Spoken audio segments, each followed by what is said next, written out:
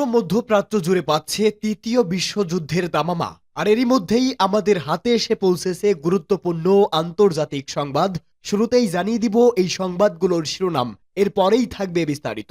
ইরানের হয়ে লড়তে প্রস্তুত পুতিন, লেবাননের সমর্থনে সামরিক বিমান পাঠালো রাশিয়া। এরপরেই জানাবো সিরিয়া সফরে ইরানি পররাষ্ট্রমন্ত্রীর হুঁশিয়ারি। জানিয়ে দিব হিজবুল্লাহর হামলায় ইসরায়েলের হাইফা শহর লন্ডভন্ড, বয়ে চলছে লাশের বন্যা। এছাড়াও থাকবে ইসরায়েলকে অস্ত্র সরবরাহ বন্ধের আহ্বান পরম মিত্র ম্যাক্রোর। এবং সর্বশেষ জানিয়ে দিব ইরানের যেসব স্থানে হামলার জন্য আলোচনা করছে বাইডেন। এতক্ষণ শুনছিলেন সংবাদ শিরোনাম, এবারে বিস্তারিত। তবে তার আগে আপনি যদি ইহুদিবাদী ইসরায়েলের ভূখণ্ডে ইরান, রাশিয়া সহ সকল প্রতিরোধকামী যোদ্ধাদের হামলাকে সমর্থন করে থাকেন, তাহলে ভিডিওর কমেন্টস বক্সে ইয়েস লিখে জানিয়ে দিন আপনার মূল্যবান মতামত। আর যদি হামাস, হিজবুল্লাহ, হুতি সহ সকল প্রক্সি বাহিনীকে দৃঢ়তার সঙ্গে ভালোবেসে থাকেন, তাহলে ভিডিওটিতে একটি লাইক দিয়ে চ্যানেলটি সাবস্ক্রাইব করে সম্পূর্ণ ভিডিও দেখার অনুরোধ রইল। লেবাননের সমর্থনে সামরিক বিমান পাঠালো রাশিয়া, ইরানের হয়ে লড়তে প্রস্তুত পুতিন। ইসরায়েলি হামলায় বিপর্যস্ত লেবাননের পাশে দাঁড়িয়েছে শক্তিশালী দেশ রাশিয়া। ইতোমধ্যে বাস্তুচ্যুত হাজার হাজার লেবাননবাসীর জন্য তারা মানবিক সহায়তা পাঠিয়েছে। রাশিয়ার এমার্জেন্সি সিচুয়েশন মিনিস্ট্রি জানায়, তারা প্রেসিডেন্ট ভ্লাদিমির পুতিনের নির্দেশে একটি বিশেষ সামরিক বিমান নিয়ে লেবাননে গেছে। এদিকে ইরানের পরম মিত্র রাশিয়ার প্রেসিডেন্ট ভ্লাদিমির পুতিন বলেছে, ইসরায়েল যদি ইরানের ভূখণ্ডে হামলা করে, তাহলে ইরানের পরবর্তী হামলার সঙ্গে এক হয়ে লড়তে প্রস্তুত রাশিয়া। ইরানকে যে কোনো ধরনের সামরিক ও অস্ত্র সহযোগিতা দিবে বলেও জানিয়েছে পুতিন। তিনি বলেছে, আগ্রাসী ইসরায়েলকে মাটির সঙ্গে মিশিয়ে দিতে রাশিয়া প্রস্তুত। সম্প্রতি লেবাননে স্থল ও আকাশ অভিযান শুরু করেছে ইসরায়েল।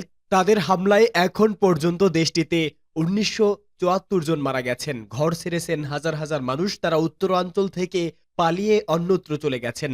গত বছরের 7 অক্টোবর অবরুদ্ধ গাজা উপত্যকা থেকে ইসরায়েল অভিমুখে হাজার হাজার রকেট ছুড়ে মুক্তিকামী ফিলিস্তিনিদের সশস্ত্র সংগঠন হামাস, এতে ইসরায়েলে নিহত হয়েছেন 1400 জন। এরপর বছরের পর বছর অবরুদ্ধ গাজা উপত্যকায় চালানো নিপীড়ন আরও জোরালো করে ইসরায়েলি বাহিনী। সেদিনের পর থেকে চালানো সামরিক অভিযানে প্রাণ হারিয়েছে 40,000-এরও বেশি ফিলিস্তিনি, আহত হয়েছে 90,000-এরও বেশি মানুষ।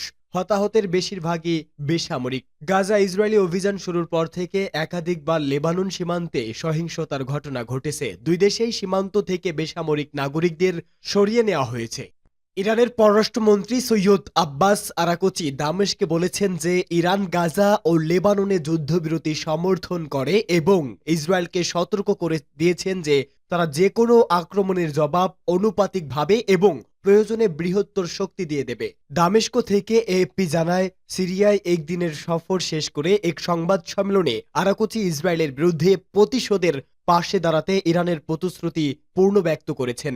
উল্লেখ করেন যে তার দেশ বাস্তুচ্যুত লেবাননি শরণার্থীদের সমর্থনে সিরিয়ার সাথে তার সহায়তা ও সমন্বয় অব্যাহত রাখবে। আরাকচি বলেন, আমাদের এজেন্ডায় দুটি জরুরি সেবা রয়েছে: লেবাননি শরণার্থীদের চাহিদা পূরণ করা এবং গাজা ও লেবাননে যুদ্ধবিরতি নিশ্চিত করা। তিনি আরও উল্লেখ করেন যে ইরান ইতোমধ্যে সিরিয়ায় লেবাননের শরণার্থীদের সাহায্যে সিরিয়ায় মানবিক সহায়তা পাঠিয়েছে এবং শীঘ্রই আরও সাহায্য পাঠানো হবে বলে আশা করা হচ্ছে।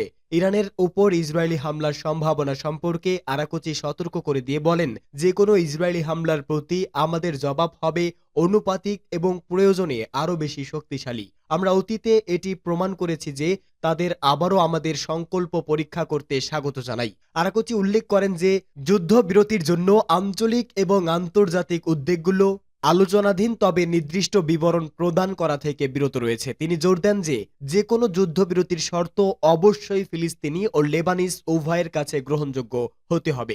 সিরিয়ার সাথে ইরানের সম্পর্ক জিজ্ঞাসা করা হলে আরাকচি দুই দেশের মধ্যে দৃঢ়মূল কৌশলগত অংশীদারিত্বের কথা তুলে ধরেন এবং সিরিয়ার প্রতি ইরানের সমর্থন সব হিজবুল্লাহর হামলায় ইসরায়েলের হাইফা শহর লন্ডভন্ড। পর্যটকদের অন্যতম পছন্দের তালিকায় অন্যতম ইসরায়েলের হাইফা শহর। সেখানে প্রতি বছরই পর্যটকের সমাগম হতো। সম্প্রতি লেবাননের সশস্ত্র গোষ্ঠী হিজবুল্লাহর রকেট হামলার পর ওই হাইফা পরিণত হয়েছে এক ভুতুড়ে শহরে।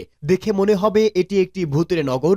সম্প্রতি ভারতীয় সংবাদ মাধ্যম ইন্ডিয়া টুডের এক সাংবাদিক যান হাইফা শহরে। তিনি সেখানে থেকে এমনটাই জানিয়েছে। তিনি বলেন, সুন্দর শহর এখন মরুভূমিতে পরিণত হয়েছে, চারপাশে ধ্বংসস্তূপ, মানুষ ঘর থেকে বের হতে পারছে না। হামাসের সঙ্গে গত বছরের 7 অক্টোবর সরাসরি যুদ্ধে জড়িয়ে পড়ে ইসরায়েল। এর 1 বছর এখনো হয়নি। এর মধ্যেই লেবাননের সশস্ত্র গোষ্ঠী হিজবুল্লাহর সঙ্গে সংঘাতে জড়ালো তারা। এর জেরে সম্প্রতি ইসরায়েলের রকেট হামলা চালায় হিজবুল্লাহ। সম্প্রতি শতাধিক রকেট দিয়ে ইসরায়েলের হাইফা শহর ও উত্তরাঞ্চলের অন্যান্য এলাকায় হামলা করে হিজবুল্লাহ। এতে হাইফা শহরের রাস্তা মরুভূমিতে পরিণত হয়, ধ্বংসস্তূপ এখানে সেখানে। পরিস্থিতি বুঝতে স্থানীয় বাসিন্দা সলম হাসকেল ইন্ডিয়া টুডেকে বলেন, পরিস্থিতি বেশ খারাপ। মানুষকে ঘর থেকে বের হতে নিষেধ করা হয়েছে।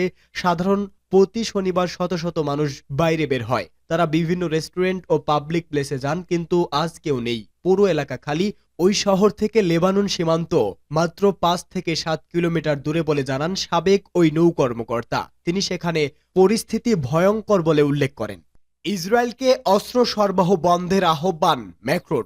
ইসরায়েলকে অস্ত্র সরবরাহ বন্ধের আহ্বান জানিয়েছে ফরাসি president Emmanuel Macron. France Inter রেডিওতে দেওয়া এক ভাষণে এই আহ্বান জানান তিনি।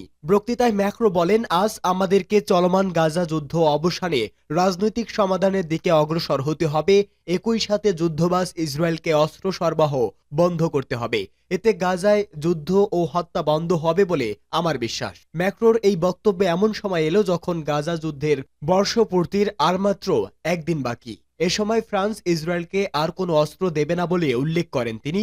ফরাসি প্রেসিডেন্ট ঠিক 2 সপ্তাহ আগেই প্যারিসের এলিজি প্লাসে ওয়ার্ল্ড জেউস কংগ্রেসের সভাপতি রোনাল্ড এস লাউডারের সাথে বৈঠক করেন। সেখানে তিনি ফ্রান্সের ইহুদি সম্প্রদায়, চলমান ইসরায়েল গাজা সংঘাত এবং অপহৃত ইহুদিদের পরিস্থিতি নিয়ে আলোচনা করেন। বৈঠকে ম্যাক্রো ইসরায়েল হামাস সংঘাত সমাধানের গুরুত্ব এবং অবশিষ্ট বন্দীদের নিরাপদ প্রত্যাবর্তনের উপর গুরুত্ব আরোপ করেন। ইরানের যেসব স্থানে হামলার জন্য আলোচনা করেছেন বাইডেন। সম্প্রতি ইসরায়েলি ভূখণ্ড লক্ষ্য করে স্মরণকালের সবচেয়ে ভয়াবহ হামলা চালায় ইরান। এতে কোনো ক্ষয়ক্ষতির কথা স্বীকার না করে বরং আক্রান্ত স্থানের ছবি ভিডিও প্রকাশের উপর নিষেধাজ্ঞা দিয়েছে ইসরায়েলি প্রতিরক্ষা বাহিনী।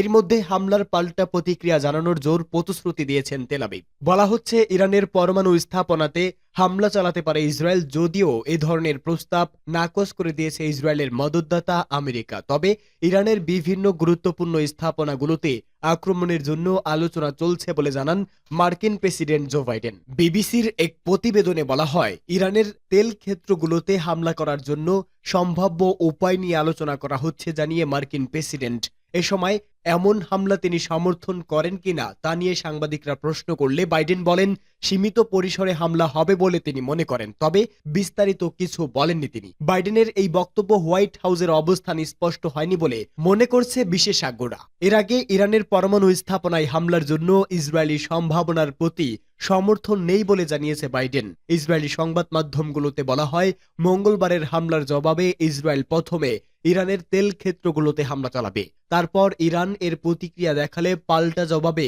ইরানের পরমাণু কেন্দ্রগুলোতে হামলা চালানো হবে। ইরান যাতে পারমাণবিক বোমা তৈরি করতে না পারে সেজন্য পরমাণু স্থাপনায় হামলার পরিকল্পনা করেছে ইসরায়েল।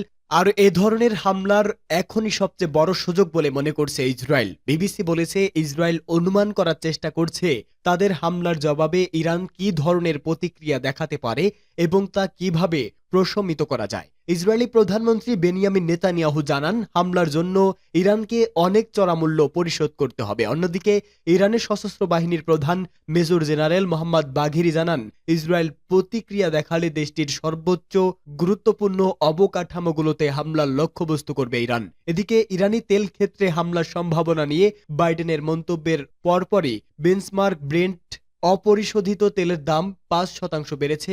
মঙ্গলবার ইসরায়েলে ইরানের বড় আকারের ক্ষেপণাস্ত্র হামলার পর থেকে এটি এখন পর্যন্ত 10% বেড়েছে।